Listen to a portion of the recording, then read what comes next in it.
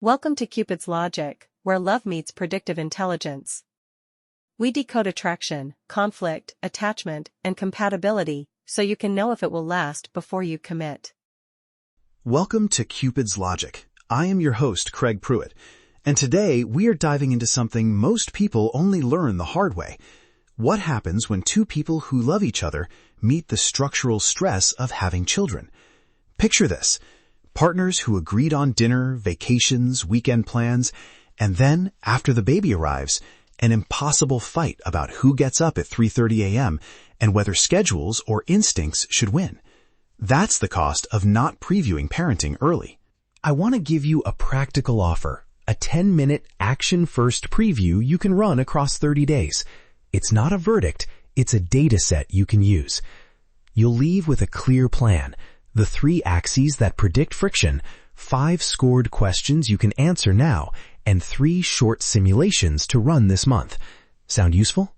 Let's get serious for a moment. First, the 3 axes you'll measure. 1. Parenting values, discipline, routines, education priorities. 2. Stress response and emotional bandwidth, how you behave when you're exhausted or overloaded. 3. Division of labor and logistical defaults, your assumptions about who handles nights, appointments, and scheduling. These 3 explain most fights that look small at first and then become identity questions later. Quick question, does that feel obvious or still fuzzy? If it's fuzzy, good. This episode makes it concrete. If it stings, that's also useful. That sting is data. Now, the 5-question alignment snapshot. Answer 1 to 5, where 1 is not at all and 5 is completely aligned. Be ruthless with honesty. Number 1. Do you agree on daily routines and discipline in principle? Number 2. When you're exhausted, do you reach for each other or withdraw? Number 3. Who defaults to logistics, and is that changeable? Number 4.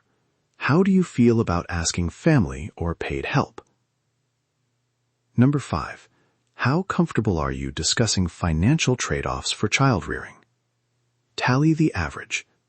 Below a 3, this preview becomes urgent.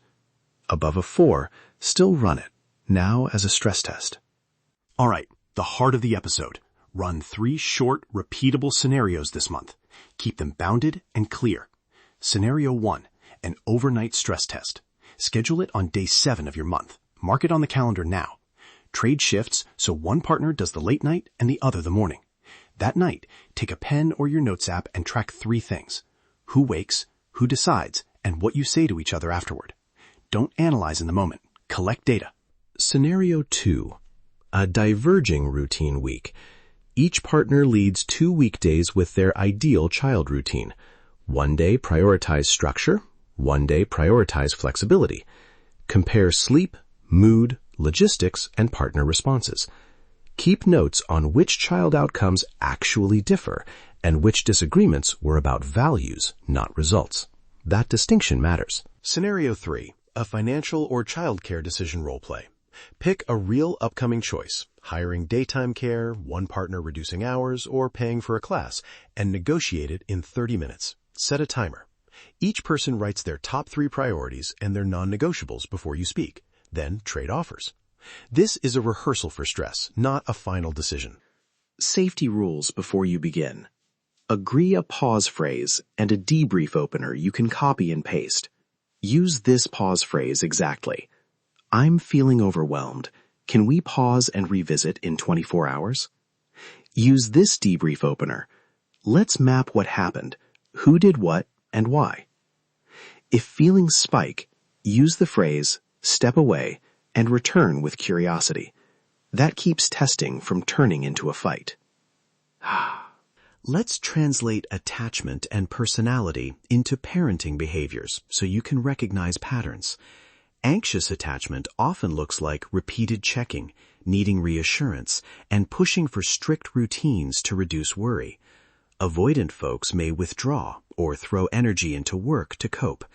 High conscientiousness shows up as punctuality and planning, a huge asset until it becomes inflexible.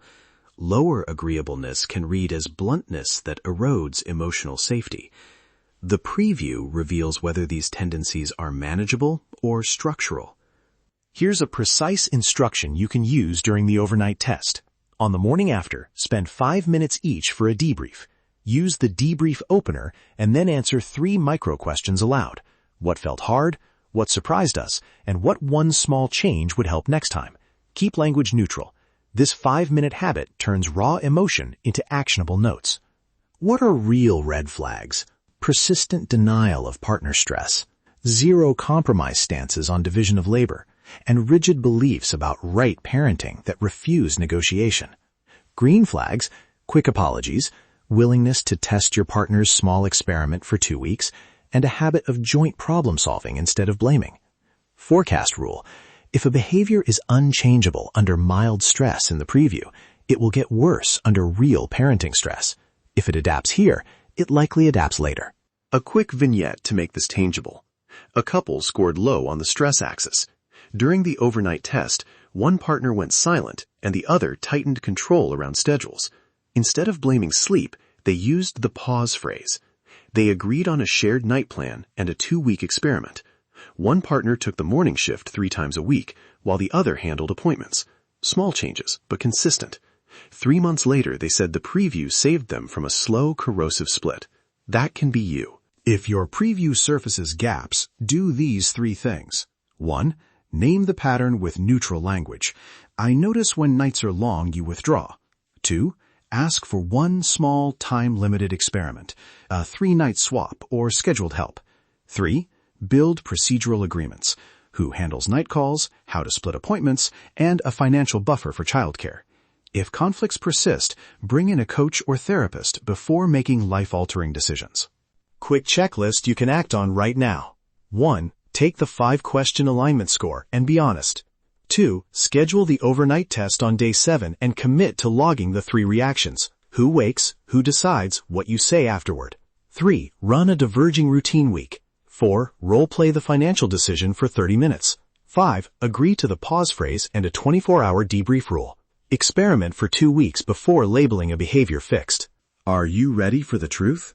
Visit cupidslogic.com to download the Guided Parenting Preview Toolkit, scripts, scorecards, timing templates, and printable worksheets so you can run the 30-day simulation safely and productively. Thanks for listening. You're not bad at relationships. You've been flying blind. I would love to hear your thoughts. This has been Cupid's Logic. Stop flying blind in love. Visit cupidslogic.com and let the Prism engine reveal what your relationship data already knows.